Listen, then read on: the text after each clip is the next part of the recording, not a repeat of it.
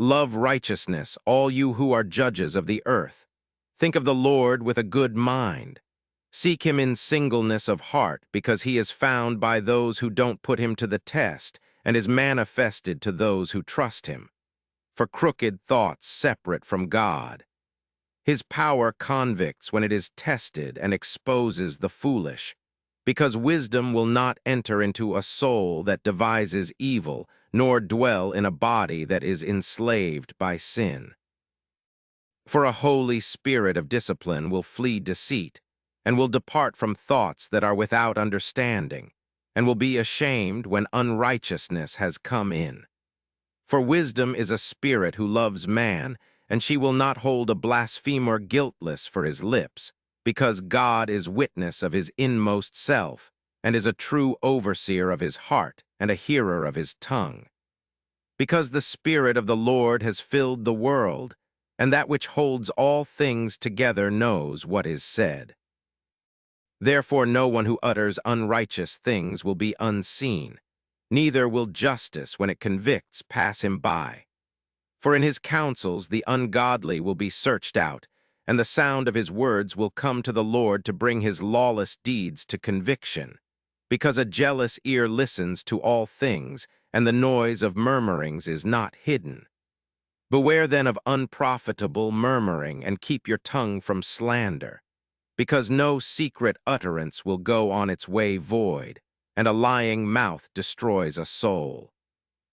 Don't court death in the error of your life. Don't draw destruction upon yourselves by the works of your hands, because God didn't make death, neither does he delight when the living perish. For he created all things that they might have being. The generative powers of the world are wholesome, and there is no poison of destruction in them, nor has Hades royal dominion upon earth. For righteousness is immortal, but ungodly men by their hands and their words summon death, deeming him a friend they pined away.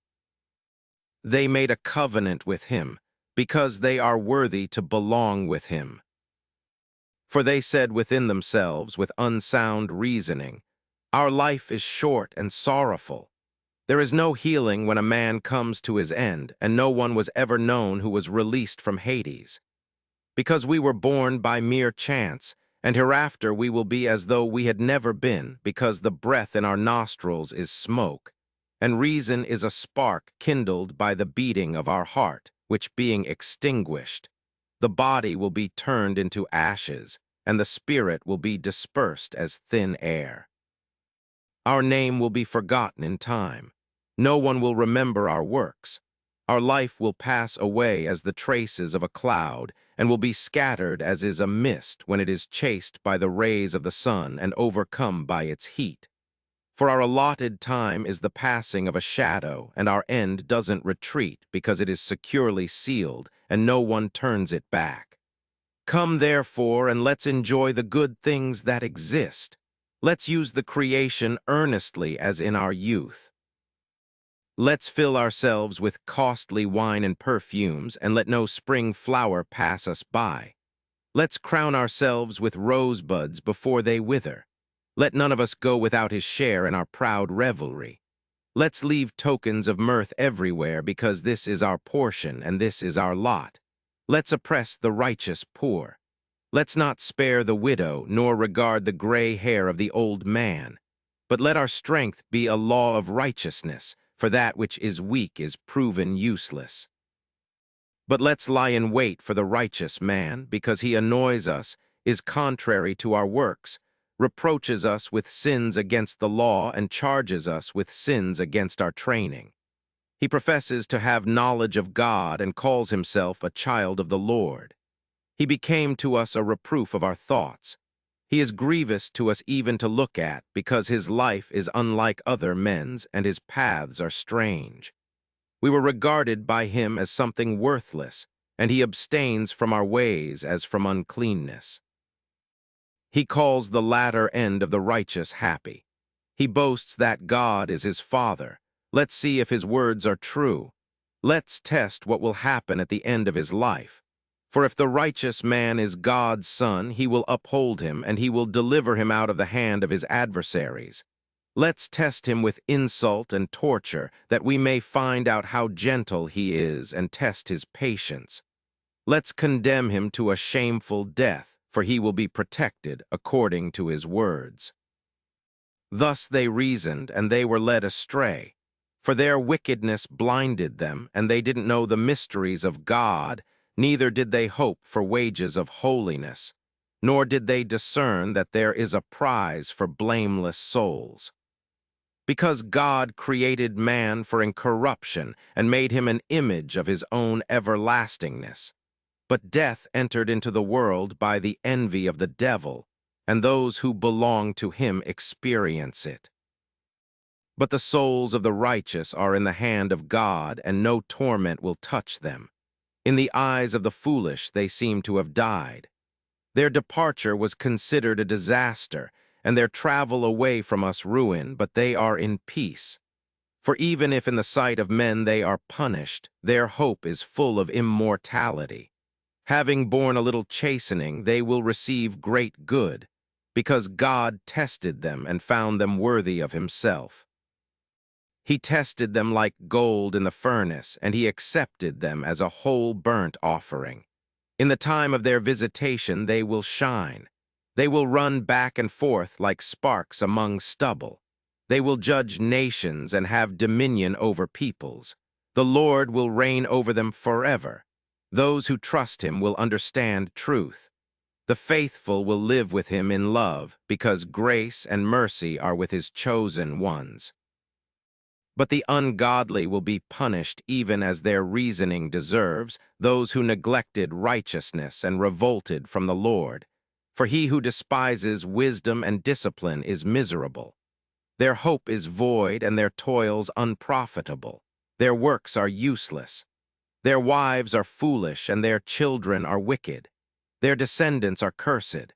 For the barren woman who is undefiled is happy, she who has not conceived in transgression. She will have fruit when God examines souls. So is the eunuch which has done no lawless deed with his hands, nor imagined wicked things against the Lord. For a precious gift will be given to him for his faithfulness, and a delightful inheritance in the Lord's sanctuary. For good labors have fruit of great renown. The root of understanding can't fail, but children of adulterers will not come to maturity. The seed of an unlawful union will vanish away. For if they live long, they will not be esteemed, and in the end their old age will be without honor. If they die young, they will have no hope, nor consolation in the day of judgment. For the end of an unrighteous generation is always grievous. It is better to be childless with virtue, for immortality is in the memory of virtue, because it is recognized both before God and before men. When it is present, people imitate it. They long after it when it has departed. Throughout all time it marches, crowned in triumph, victorious in the competition for the prizes that are undefiled. But the multiplying brood of the ungodly will be of no profit, and their illegitimate offshoots won't take deep root, nor will they establish a sure hold. For even if they grow branches and flourish for a season, standing unsure, they will be shaken by the wind. They will be uprooted by the violence of winds. Their branches will be broken off before they come to maturity. Their fruit will be useless, never ripe to eat and fit for nothing. For unlawfully conceived children are witnesses of wickedness against parents when they are investigated. But a righteous man, even if he dies before his time, will be at rest. For honorable old age is not that which stands in length of time, nor is its measure given by number of years, but understanding is gray hair to men, and an unspotted life is ripe old age. Being found well-pleasing to God, someone was loved. While living among sinners, he was transported. He was caught away, lest evil should change his understanding, or guile deceive his soul. For the fascination of wickedness obscures the things which are good, and the whirl of desire perverts an innocent mind. Being made perfect quickly, he filled a long time. for his soul was pleasing to the Lord. Therefore he hurried out of the midst of wickedness. But the peoples saw and didn't understand, not considering this, that grace and mercy are with his chosen, and that he visits his holy ones. But a righteous man who is dead will condemn the ungodly who are living, and youth who is quickly perfected will condemn the many years of an unrighteous man's old age. For the ungodly will see a wise man's end, and won't understand what the Lord planned for him and why he safely kept him. They will see and they will despise, but the Lord will laugh them to scorn. After this they will become a dishonored carcass and a reproach among the dead forever, because he will dash them speechless to the ground and will shake them from the foundations. They will lie utterly waste. They will be in anguish and their memory will perish. They will come with coward fear when their sins are counted. Their lawless deeds will convict them to their face. Then the righteous man will stand in great boldness before the face of those who afflicted him, and those who make his labors of no account. When they see him, they will be troubled with terrible fear, and will be amazed at the marvel of salvation.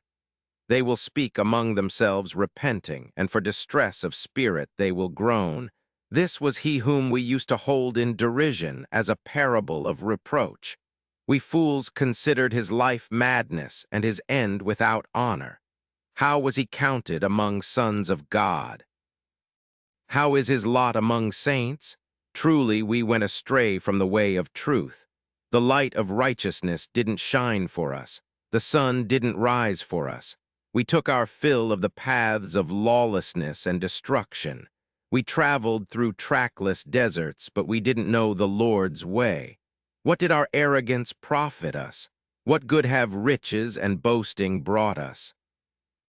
Those things all passed away as a shadow, like a rumor that runs by, like a ship passing through the billowy water, which when it has gone by there is no trace to be found, no pathway of its keel in the waves. Or it is like when a bird flies through the air, no evidence of its passage is found, but the light wind, lashed with the stroke of its pinions and torn apart with the violent rush of the moving wings, is passed through. Afterwards no sign of its coming remains. Or it is like when an arrow is shot at a mark. The air it divided closes up again immediately, so that men don't know where it passed through. So we also, as soon as we were born, ceased to be. And we had no sign of virtue to show, but we were utterly consumed in our wickedness. Because the hope of the ungodly man is like chaff carried by the wind, and as foam vanishing before a tempest, and is scattered like smoke by the wind, and passes by as the remembrance of a guest who stays just a day. But the righteous live forever. Their reward is in the Lord, and the care for them with the Most High. Therefore they will receive the crown of royal dignity and the diadem of beauty from the Lord's hand, because he will cover them with his right hand, and he will shield them with his arm. He will take his zeal as complete armor, and will make the whole creation his weapons to punish his enemies. He will put on righteousness as a breastplate, and will wear impartial judgment as a helmet. He will take holiness as an invincible shield. He will sharpen stern wrath for a sword. The universe will go with him to fight against his frenzied foes. Shafts of lightning will fly with true aim. They will leap to the mark from the clouds as from a well-drawn bow. Hailstones full of wrath will be hurled as from a catapult. The water of the sea will be angered against them. Rivers will sternly overwhelm them. A mighty wind will encounter them. It will winnow them away like a tempest. So lawlessness will make all the land desolate. Their evil doing will overturn the thrones of princes. Hear therefore, you kings, and understand. Learn, you judges of the ends of the earth. Give ear, you rulers who have dominion over many people, and make your boast in multitudes of nations, because your dominion was given to you from the Lord, and your sovereignty from the Most High. He will search out your works, and will inquire about your plans, because being officers of his kingdom, you didn't judge rightly, nor did you keep the law, nor did you walk according to God's counsel. He will come upon you awfully and swiftly, because a stern judgment comes on those who are in high places. For the man of low estate may be pardoned in mercy, but mighty men will be mightily tested. For the sovereign Lord of all will not be impressed with anyone, neither will he show deference to greatness, because it is he who made both small and great and cares about them all. But the scrutiny that comes upon the powerful is strict. Therefore my words are to you, O princes, that you may learn wisdom and not fall away. For those who have kept the things that are holy in holiness will be made holy. Those who have been taught them will find what to say in defense. Therefore set your desire on my words. Long for them, and you princes will be instructed. Wisdom is radiant and doesn't fade away, and is easily seen by those who love her and found by those who seek her. She anticipates those who desire her, making herself known. He who rises up early to seek her won't have difficulty, for he will find her sitting at his gates. For to think upon her is perfection of understanding, and he who watches for her will quickly be free from care. Because she herself goes around, seeking those who are worthy of her, and in their paths she appears to them graciously, and in every purpose she meets them. For her true beginning is desire for instruction, and desire for instruction is love, and love is observance of her laws. To give heed to her laws confirms immortality. Immortality brings closeness to God. So then desire for wisdom promotes to a kingdom. If therefore you delight in thrones and scepters, you princes of peoples, honor wisdom that you may reign forever. But what wisdom is and how she came into being I will declare. I won't hide mysteries from you, but I will explore from her first beginning, bring the knowledge of her into clear light, and I will not pass by the truth. Indeed, I won't travel with consuming envy, because envy will have no fellowship with wisdom. But a multitude of wise men is salvation to the world, and an understanding king is stability for his people. Therefore be instructed by my words, and you will profit. I myself am also mortal like everyone else, and am a descendant of one formed first and born of the earth. I molded into flesh in the time of 10 months in my mother's womb, being compacted in blood from the seed of man and pleasure of marriage. I also, when I was born, drew in the common air and fell upon the kindred earth, uttering, like all, for my first voice, the same cry. I was nursed with care in swaddling clothes. For no king had a different beginning, but all men have one entrance into life and a common departure. For this cause I prayed, and understanding was given to me. I asked, and a spirit of wisdom came to me. I preferred her before scepters and thrones. I considered riches nothing in comparison to her. Neither did I liken to her any priceless gem, because all gold in her presence is a little sand, and silver will be considered as clay before her. I loved her more than health and beauty, and I chose to have her rather than light, because her bright shining is never laid to sleep. All good things came to me with her, and innumerable riches are in her hands. And I rejoiced over them all because wisdom leads them, although I didn't know that she was their mother. As I learned without guile, I impart without grudging. I don't hide her riches. For she is a treasure for men that doesn't fail, and those who use it obtain friendship with God, commended by the gifts which they present through discipline. But may God grant that I may speak his judgment, and to conceive thoughts worthy of what has been given me, because he is one who guides even wisdom and who corrects the wise.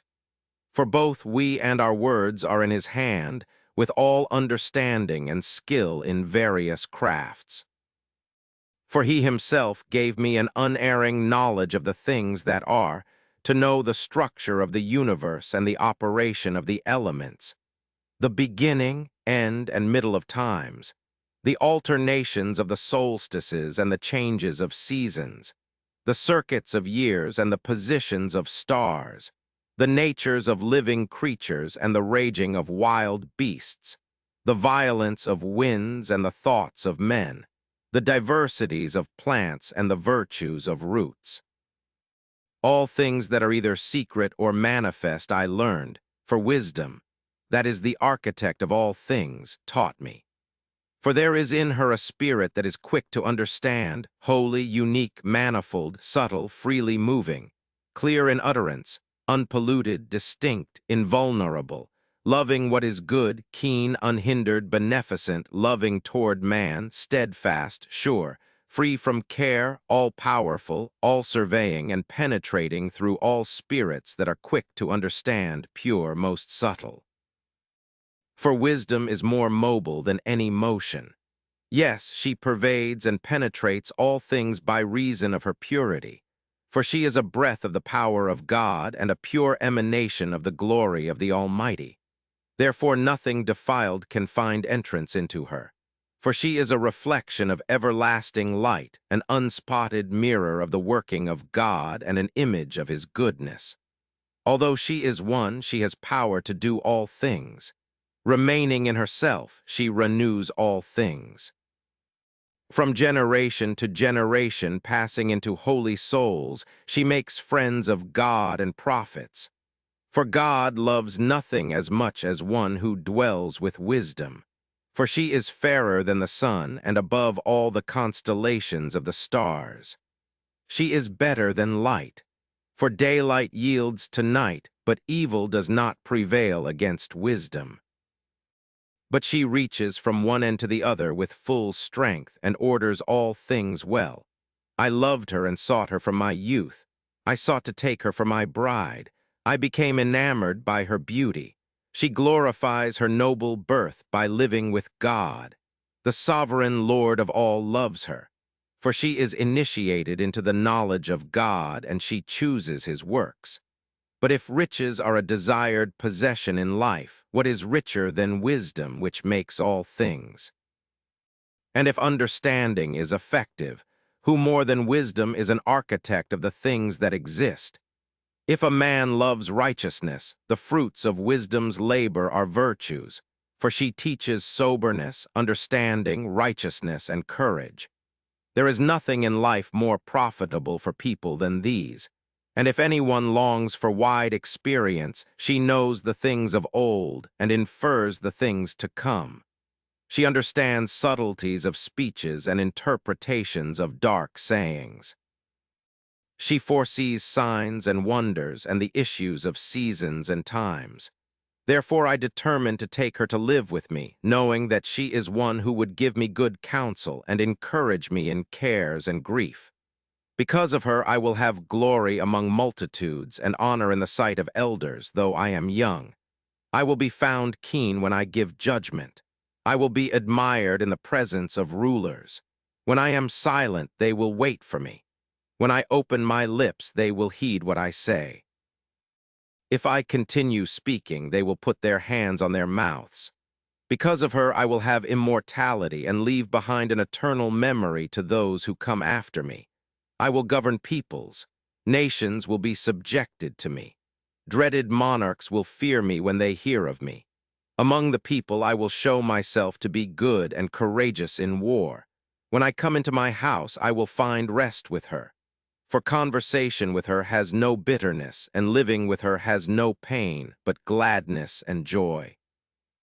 When I considered these things in myself, and thought in my heart how immortality is in kinship to wisdom, and in her friendship is good delight, and in the labors of her hands is wealth that doesn't fail, and understanding is in her companionship, and great renown in having fellowship with her words, I went about seeking how to take her to myself. Now I was a clever child and received a good soul. Or rather, being good, I came into an undefiled body. But perceiving that I could not otherwise possess wisdom unless God gave her to me, Yes, and to know and understand by whom the grace is given. I pleaded with the Lord and implored him, and with my whole heart I said, O God of my ancestors and Lord of mercy, who made all things by your word, and by your wisdom you formed man that he should have dominion over the creatures that were made by you, and rule the world in holiness and righteousness, and execute judgment in uprightness of soul. Give me wisdom, her who sits by you on your thrones. Don't reject me from among your servants, because I am your servant and the son of your handmaid, a weak and short-lived man with little power to understand judgment and laws.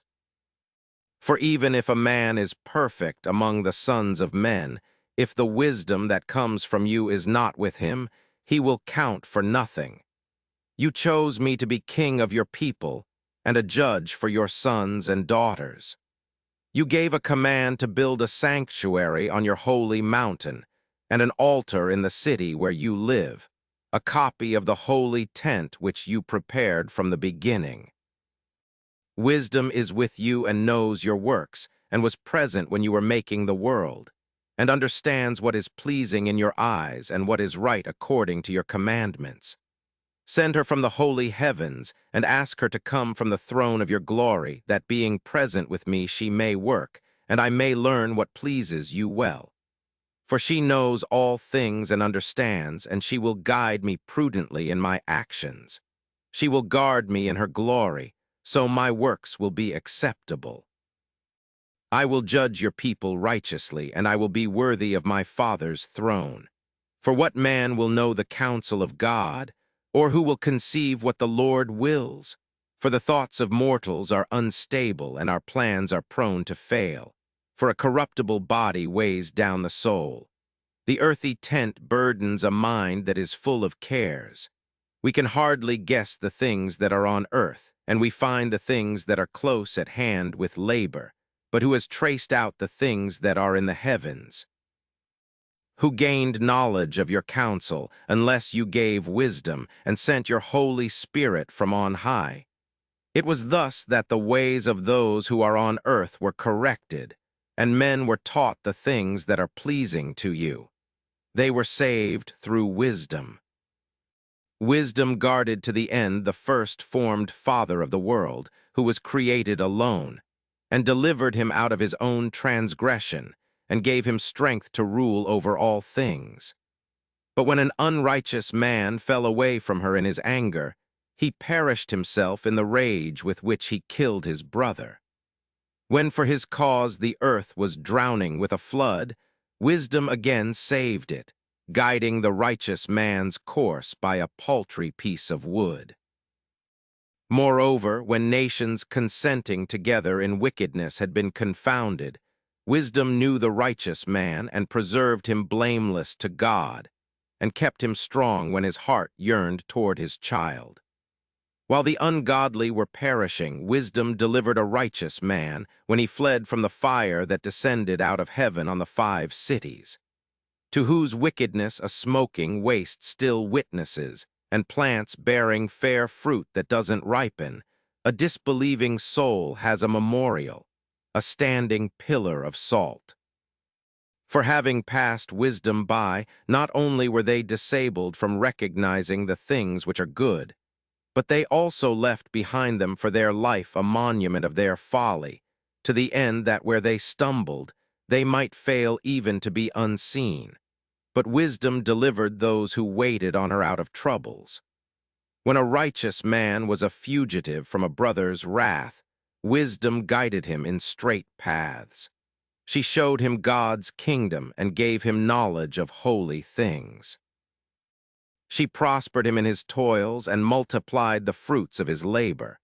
When in their covetousness men dealt harshly with him, she stood by him and made him rich. She guarded him from enemies, and she kept him safe from those who lay in wait. Over his severe conflict, she watched as judge, that he might know that godliness is more powerful than every one. When a righteous man was sold, wisdom didn't forsake him, but she delivered him from sin. She went down with him into a dungeon. and in bonds she didn't depart from him until she brought him the scepter of a kingdom and authority over those that dealt like a tyrant with him. She also showed those who had mockingly accused him to be false, and gave him eternal glory. Wisdom delivered a holy people and a blameless seed from a nation of oppressors. She entered into the soul of a servant of the Lord and withstood terrible kings in wonders and signs. She rendered to holy men a reward of their toils. She guided them along a marvelous way and became to them a covering in the daytime and a starry flame through the night. She brought them over the Red Sea and led them through much water. But she drowned their enemies, and she cast them up from the bottom of the deep. Therefore the righteous plundered the ungodly, and they sang praise to your holy name, O Lord, and extolled with one accord your hand that fought for them. Because wisdom opened the mouth of the mute, and made the tongues of babes to speak clearly. Wisdom prospered their works in the hand of a holy prophet. They traveled through a desert without inhabitant, and they pitched their tents in trackless regions. They withstood enemies and repelled foes. They thirsted, and they called upon you, and water was given to them out of the flinty rock, and healing of their thirst out of the hard stone.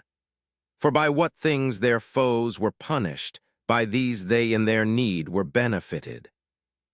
When enemies were troubled with clotted blood instead of a river's ever-flowing fountain, to rebuke the decree for the slaying of babies, you gave them abundant water beyond all hope, having shown by the thirst which they had suffered how you punished the adversaries. For when they were tried, although chastened in mercy, they learned how the ungodly were tormented, being judged with wrath. For you tested these as a father admonishing them, but you searched out those as a stern king condemning them. Yes, and whether they were far off or near, they were equally distressed, for a double grief seized them, and a groaning at the memory of things past. For when they heard that through their own punishments the others benefited, they recognized the Lord. For him who long before was thrown out and exposed they stopped mocking. In the end of what happened they marveled, having thirsted in another manner than the righteous. But in return for the senseless imaginings of their unrighteousness, wherein they were led astray to worship irrational reptiles and wretched vermin, you sent upon them a multitude of irrational creatures to punish them, that they might learn that by what things a man sins, by these he is punished. For your all-powerful hand that created the world out of formless matter didn't lack means to send upon them a multitude of bears, fierce lions, or newly created and unknown wild beasts, full of rage, either breathing out a blast of fiery breath, or belching out smoke, or flashing dreadful sparks from their eyes, which had power not only to consume them by their violence, but to destroy them even by the terror of their sight. Yes, and without these they might have fallen by a single breath, being pursued by justice and scattered abroad by the breath of your power. But you arranged all things by measure, number, and weight. For to be greatly strong is yours at all times. Who could withstand the might of your arm? Because the whole world before you is as a grain in a balance, and as a drop of dew that comes down upon the earth in the morning. But you have mercy on all men, because you have power to do all things, and you overlook the sins of men to the end that they may repent. For you love all things that are, and abhor none of the things which you made. For you never would have formed anything if you hated it. How would anything have endured unless you had willed it? Or that which was not called by you, how would it have been preserved? But you spare all things, because they are yours, O sovereign Lord, you who love the living. For your incorruptible spirit is in all things. Therefore you convict little by little those who fall from the right way, and putting them in remembrance by the things wherein they sin, you admonish them, that escaping from their wickedness they may believe in you, O Lord. For truly the old inhabitants of your holy land, hating them because they practiced detestable works of enchantments and unholy rites, merciless slaughters of children and sacrificial banquets of men's flesh and of blood, allies in an impious fellowship, and murderers of their own helpless babes, it was your counsel to destroy by the hands of our fathers, that the land which in your sight is most precious of all might receive a worthy colony of God's servants. Nevertheless, you even spared these as men, and you sent hornets as forerunners of your army, to cause them to perish little by little. Not that you were unable to subdue the ungodly under the hand of the righteous in battle, or by terrible beasts, or by a stern word to make away with them at once. But judging them little by little, you gave them a chance to repent, not being ignorant that their nature by birth was evil, their wickedness inborn, and that their manner of thought would never be changed. For they were a cursed seed from the beginning. It wasn't through fear of any that you left them unpunished for their sins. For who will say, "What have you done?" Or who will withstand your judgment? Who will accuse you for the perishing of nations which you caused? Or who will come and stand before you as an avenger for unrighteous men? For there isn't any God beside you that cares for all, that you might show that you didn't judge unrighteously. No king or prince will be able to confront you about those whom you have punished. But being righteous, you rule all things righteously, deeming it a thing alien from your power to condemn one who doesn't deserve to be punished. For your strength is the source of righteousness, and your sovereignty over all makes you to forbear all. For when men don't believe that you are perfect in power, you show your strength, and in dealing with those who think this, you confuse their boldness. But you, being sovereign in strength, judge in gentleness, and with great forbearance you govern us. For the power is yours whenever you desire it. But you taught your people by such works as these, how the righteous must be kind. You made your sons to have good hope, because you give repentance when men have sinned. For if on those who were enemies of your servants and deserving of death, you took vengeance with so great deliberation and indulgence, giving them times and opportunities when they might escape from their wickedness, with how great care you judged your sons, to whose fathers you gave oaths and covenants of good promises. Therefore, while you chasten us, you scourge our enemies 10,000 times more, to the intent that we may ponder your goodness when we judge, and when we are judged may look for mercy. Therefore also the unrighteous that lived in a life of folly, you tormented through their own abominations. For truly they went astray very far in the ways of error, taking as gods those animals which even among their enemies were held in dishonor, deceived like foolish babes. Therefore, as to unreasoning children, you sent your judgment to mock them. But those who would not be admonished by mild correction will experience the deserved judgment of God. For through the sufferings they were indignant of, being punished in these creatures which they suppose to be gods, they saw and recognized as the true God him whom they previously refused to know. Therefore also the result of extreme condemnation came upon them. For truly all men who had no perception of God were foolish by nature, and didn't gain power to know him who exists from the good things that are seen. They didn't recognize the architect from his works, but they thought that either fire or wind or swift air or circling stars or raging water or luminaries of heaven were gods that rule the world. If it was through delight in their beauty that they took them to be gods, let them know how much better their sovereign Lord is than these. for the first author of beauty created them. But if it was through astonishment at their power and influence, then let them understand from them how much more powerful he who formed them is. For from the greatness of the beauty of created things, mankind forms the corresponding perception of their Maker. But yet for these men there is but small blame, for they too perhaps go astray while they are seeking God and desiring to find him. For they diligently search while living among his works, and they trust their sight that the things that they look at are beautiful. But again, even they are not to be excused. For if they had power to know so much, that they should be able to explore the world, how is it that they didn't find the sovereign Lord sooner? But they were miserable, and their hopes were in dead things, who called them gods which are works of men's hands, gold and silver, skillfully made, and likenesses of animals, or a useless stone, the work of an ancient hand.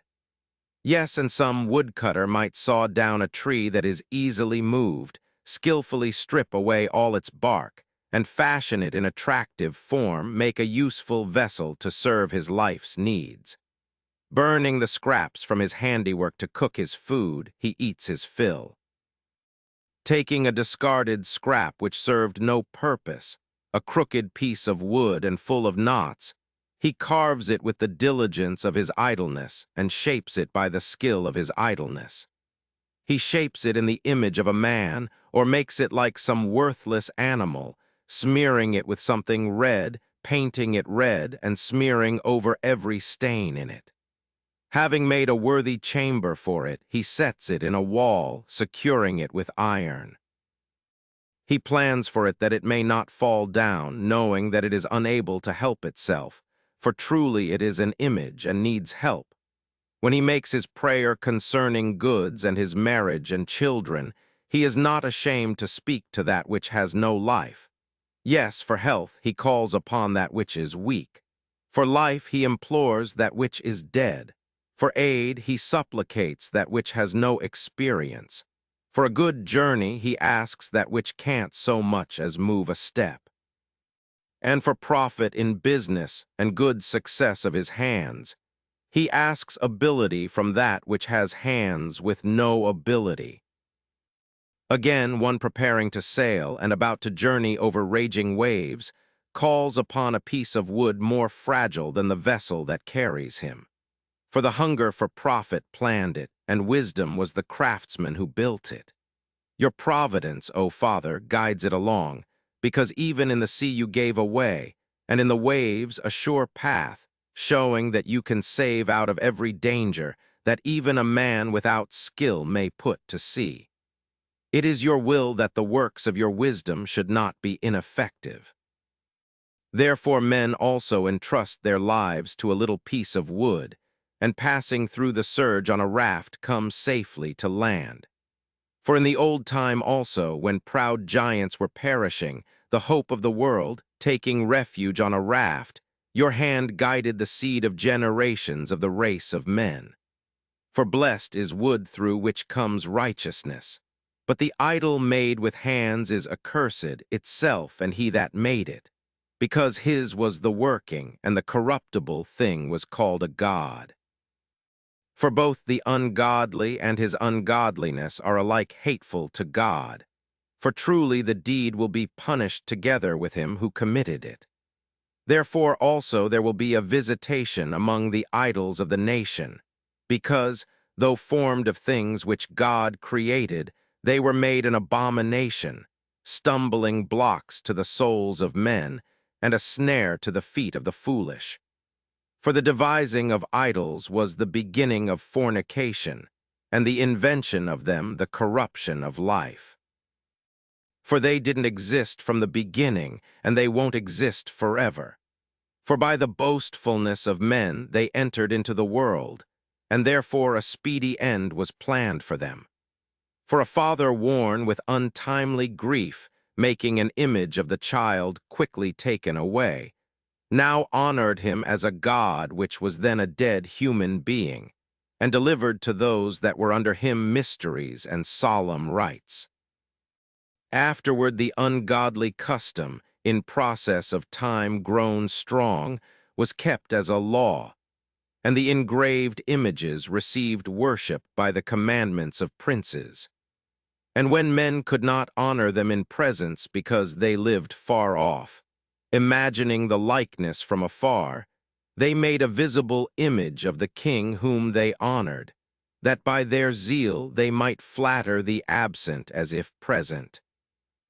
But worship was raised to a yet higher pitch, even by those who didn't know him, urged forward by the ambition of the architect. For he, wishing perhaps to please his ruler, used his art to force the likeness toward a greater beauty. So the multitude, allured by reason of the grace of his handiwork, now consider an object of devotion him that a little before was honored as a man. And this became an ambush, because men, in bondage either to calamity or to tyranny, invested stones and stocks with the name that shouldn't be shared. Afterward, it was not enough for them to go astray concerning the knowledge of God, but also, while they live in a great war of ignorance, they call a multitude of evils peace.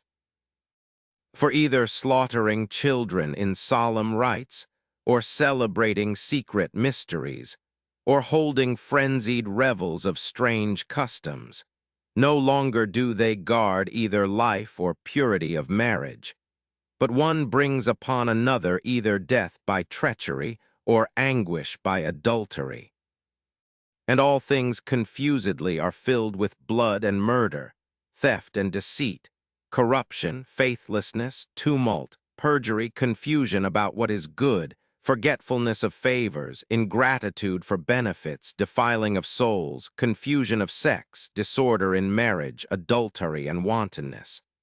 For the worship of idols that may not be named is a beginning and cause and end of every evil. For their worshippers either make merry to madness, or prophesy lies, or live unrighteously, or lightly commit perjury. For putting their trust in lifeless idols, when they have sworn a wicked oath, they expect not to suffer harm. But on both counts, the just doom will pursue them, because they had evil thoughts of God by giving heed to idols, and swore unrighteously in deceit through contempt for holiness. For it is not the power of things by which men swear, but it is the just penalty for those who sin that always visits the transgression of the unrighteous. But you, our God, are gracious and true, patient, and in mercy ordering all things. For even if we sin, we are yours, knowing your dominion, but we will not sin, knowing that we have been accounted yours. For to be acquainted with you is perfect righteousness, and to know your dominion is the root of immortality. For we weren't led astray by any evil plan of men, nor yet by painters' fruitless labor, a form stained with varied colors, the sight of which leads fools into lust. Their desire is for the breathless form of a dead image. Lovers of evil things and worthy of such hopes are those who make, desire, and worship them. For a potter, needing soft earth, laboriously molds each article for our service. He fashions out of the same clay both the vessels that minister to clean uses and those of a contrary sort, all in like manner. What shall be the use of each article of either sort? The potter is the judge. Also, laboring to an evil end, he molds a vain god out of the same clay. He who, having but a little before been made of earth, after a short space goes his way to the earth out of which he was taken, when he is required to give back the soul which was lent him. However, he has anxious care, not because his powers must fail, nor because his span of life is short, but he compares himself with goldsmiths and silversmiths, and he imitates molders in brass, and considers it great that he molds counterfeit gods. His heart is ashes. His hope is of less value than earth. His life is of less honor than clay, because he was ignorant of him who molded him, and of him that inspired into him an active soul and breathed into him a vital spirit. But he accounted our life to be a game, and our lifetime a festival for profit. For he says one must get gain however one can, even if it is by evil. For this man, beyond all others, knows that he sins, out of earthy matter making brittle vessels and engraved images. But most foolish and more miserable than a baby are the enemies of your people who oppressed them, because they even considered all the idols of the nations to be gods, which have neither the use of eyes for seeing, nor nostrils for drawing breath, nor ears to hear, nor fingers for handling, and their feet are helpless for walking. For a man made them, and one whose own spirit is borrowed molded them. For no one has power as a man to mold a god like himself. But being mortal, he makes a dead thing by the work of lawless hands. For he is better than the objects of his worship, since he indeed had life, but they never did. Yes, and they worship the creatures that are most hateful, for being compared as to lack of sense, these are worse than all others. Neither, as seen beside other creatures, are they beautiful so that one should desire them, but they have escaped both the praise of God and his blessing. For this cause they were deservedly punished through creatures like those which they worship, and tormented through a multitude of vermin. Instead of this punishment, you, giving benefits to your people, prepared quails for food, a delicacy to satisfy the desire of their appetite, to the end that your enemies, desiring food, might for the hideousness of the creatures sent among them, loathe even the necessary appetite. But these, your people, having for a short time suffered lack, might even partake of delicacies. For it was necessary that inescapable lack should come upon those oppressors, but that to these it should only be showed how their enemies were tormented. For that which was not destroyed by fire melted away when it was simply warmed by a faint sunbeam, that it might be known that we must rise before the sun to give you thanks, and must pray to you at the dawning of the light. For the hope of the unthankful will melt as the winter's hoar frost, and will flow away as water that has no use. For even when terrible raging of wild beasts came upon your people, and they were perishing by the bites of crooked serpents, your wrath didn't continue to the uttermost. But for admonition were they troubled for a short time, having a token of salvation to put them in remembrance of the commandment of your law. For he who turned toward it was not saved because of that which was seen, but because of you, the Savior of all. Yes, and in this you persuaded our enemies that you are he who delivers out of every evil. For the bites of locusts and flies truly killed them. No healing for their life was found, because they were worthy to be punished by such things. But your children weren't overcome by the very fangs of venomous dragons, for your mercy passed by where they were and healed them. For they were bitten to put them in remembrance of your oracles, and were quickly saved lest, falling into deep forgetfulness, they should become unable to respond to your kindness. For truly it was neither herb nor poultice that cured them, but your word, O Lord, which heals all people. For you have authority over life and death, and you lead down to the gates of Hades and lead up again. But though a man kills by his wickedness, he can't retrieve the spirit that has departed or release the imprisoned soul. But it is not possible to escape your hand. For ungodly men, refusing to know you, were scourged in the strength of your arm, pursued with strange rains and hails and relentless storms, and utterly consumed with fire. For what was most marvelous in the water which quenches all things, the fire burned hotter, for the world fights for the righteous. For at one time the flame was restrained, that it might not burn up the creatures sent against the ungodly, but that these themselves, as they looked, might see that they were chaste by the judgment of God. At another time, even in the midst of water, it burns more intensely than fire, that it may destroy the produce of an unrighteous land. Instead of these things, you gave your people angels food to eat, and you provided ready-to-eat bread for them from heaven without toil, having the virtue of every pleasant flavor and agreeable to every taste.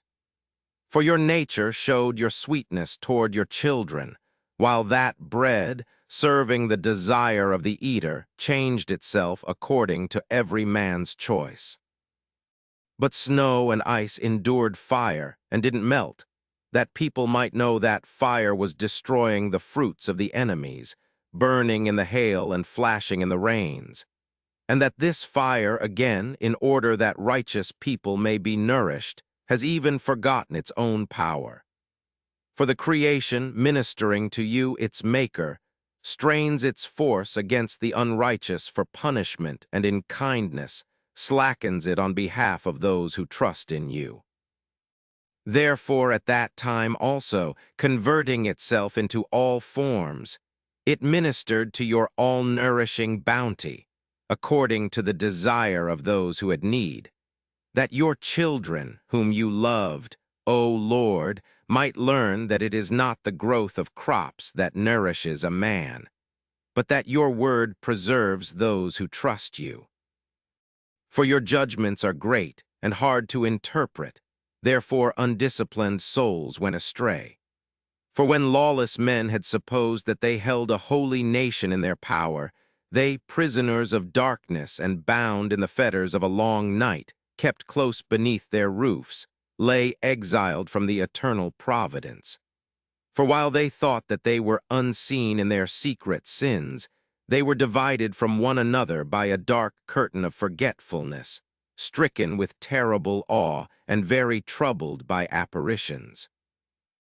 For neither did the dark recesses that held them guard them from fears, but terrifying sounds rang around them, and dismal phantoms appeared with unsmiling faces. And no power of fire prevailed to give light, neither were the brightest flames of the stars strong enough to illuminate that gloomy night. But only the glimmering of a self-kindled fire appeared to them, full of fear. In terror, they considered the things which they saw to be worse than that sight, on which they could not gaze. The mockeries of their magic arts were powerless, now, and a shameful rebuke of their boasted understanding. For those who promised to drive away terrors and disorders from a sick soul, these were sick with a ludicrous fearfulness. For even if no troubling thing frighted them, yet, scared with the creeping of vermin and hissing of serpents, they perished trembling in fear, refusing even to look at the air which could not be escaped on any side. For wickedness, condemned by a witness within, is a coward thing, and being pressed hard by conscience, always has added forecasts of the worst. For fear is nothing else but a surrender of the help which reason offers, and from within, the expectation of being less prefers ignorance of the cause that brings the torment. But they all through the night which was powerless indeed, and which came upon them out of the recesses of powerless Hades, sleeping the same sleep, now were haunted by monstrous apparitions, and now were paralyzed by their souls surrendering, for sudden and unexpected fear came upon them. So then whoever it might be, sinking down in his place, was kept captive, shut up in that prison which was not barred with iron. For whether he was a farmer or a shepherd or a laborer whose toils were in the wilderness, he was overtaken and endured that inescapable sentence, for they were all bound with one chain of darkness. Whether there was a whistling wind, or a melodious sound of birds among the spreading branches, or a measured fall of water running violently, or a harsh crashing of rocks hurled down, or the swift course of animals bounding along unseen, or the voice of wild beasts harshly roaring, or an echo rebounding from the hollows of the mountains. All these things paralyzed them with terror. For the whole world was illuminated with clear light, and was occupied with unhindered works, while over them alone was spread a heavy night, an image of the darkness that should afterward receive them. But to themselves they were heavier than darkness. But for your holy ones there was great light. Their enemies, hearing their voice but not seeing their form, counted it a happy thing that they too had suffered. Yet for that they do not hurt them, though wronged by them before, they are thankful. And because they had been at variance with them, they begged for pardon. Therefore you provided a burning pillar of fire to be a guide for your people's unknown journey, and a harmless sun for their glorious exile. For the Egyptians well deserved to be deprived of light and imprisoned by darkness, they who had imprisoned your children, through whom the incorruptible light of the law was to be given to the race of men. After they had taken counsel to kill the babes of the holy ones, and when a single child had been abandoned and saved to convict them of their sin, you took away from them their multitude of children, and destroyed all their army together in a mighty flood. Our fathers were made aware of that night beforehand, that, having sure knowledge, they might be cheered by the oaths which they had trusted. Salvation of the righteous and destruction of the enemies was expected by your people. For as you took vengeance on the adversaries by the same means, calling us to yourself, you glorified us. For holy children of good men offered sacrifice in secret, and with one consent they agreed to the covenant of the divine law, that they would partake alike in the same good things and the same perils, the fathers already leading the sacred songs of praise. But the discordant cry of the enemies echoed back, and a pitiful voice of lamentation for children was spread abroad. Both servant and master were punished with the same just doom, and the commoner suffering the same as king. Yes, they all together, under one form of death, had corpses without number. For the living were not sufficient even to bury them, since at a single stroke their most cherished offspring was consumed. For while they were disbelieving all things by reason of the enchantments, upon the destruction of the firstborn, they confessed the people to be God's children. For while peaceful silence wrapped all things, and night in her own swiftness was half spent, your all-powerful word leaped from heaven, from the royal throne, a stern warrior, into the midst of the doomed land, bearing as a sharp sword your authentic commandment. And standing, it filled all things with death, and while it touched the heaven, it stood upon the earth. Then immediately apparitions in dreams terribly troubled them, and unexpected fears came upon them.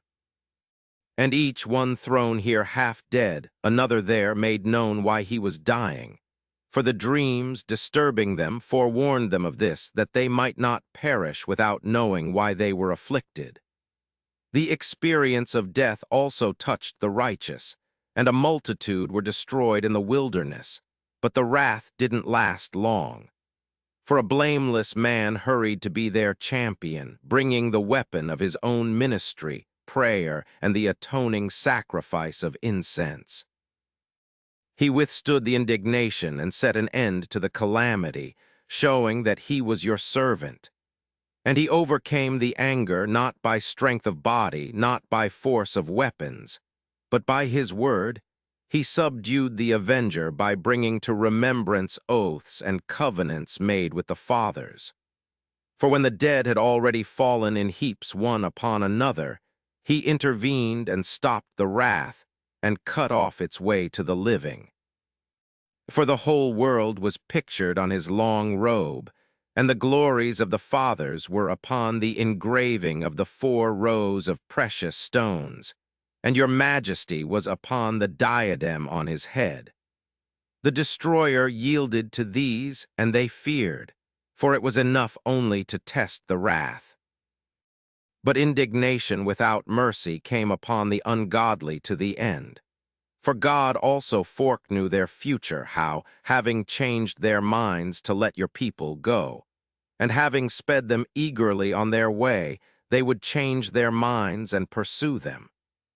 For while they were yet in the midst of their mourning, and lamenting at the graves of the dead, they made another foolish decision, and pursued as fugitives those whom they had begged to leave and driven out.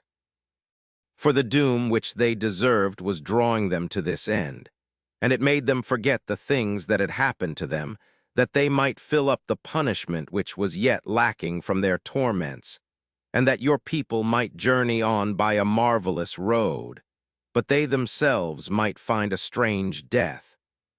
For the whole creation, each part in its diverse kind, was made new again, complying with your commandments, that your servants might be kept unharmed.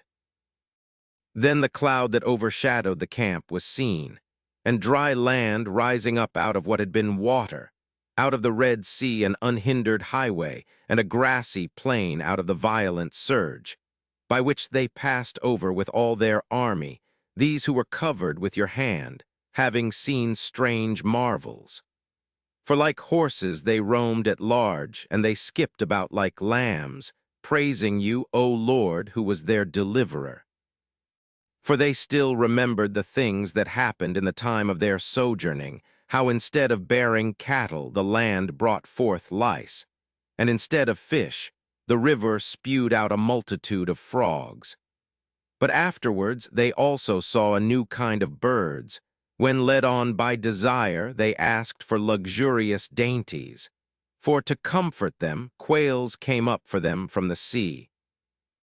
Punishments came upon the sinners, not without the signs that were given beforehand by the violence of the thunder, for they justly suffered through their own wickednesses, for the hatred which they practiced toward guests was grievous indeed. For while the others didn't receive the strangers when they came to them, the Egyptians made slaves of guests who were their benefactors. And not only so, but while punishment of some sort will come upon the former, since they received as enemies those who were aliens, because these first welcomed with feastings, and then afflicted with dreadful toils, those who had already shared with them in the same rites. And moreover they were stricken with loss of sight, even as were those others at the righteous man's doors, when being surrounded with yawning darkness, they each looked for the passage through his own door. For as the notes of a lute vary the character of the rhythm, even so the elements, changing their order one with another, continuing always in its sound, as may clearly be conjectured from the sight of the things that have happened.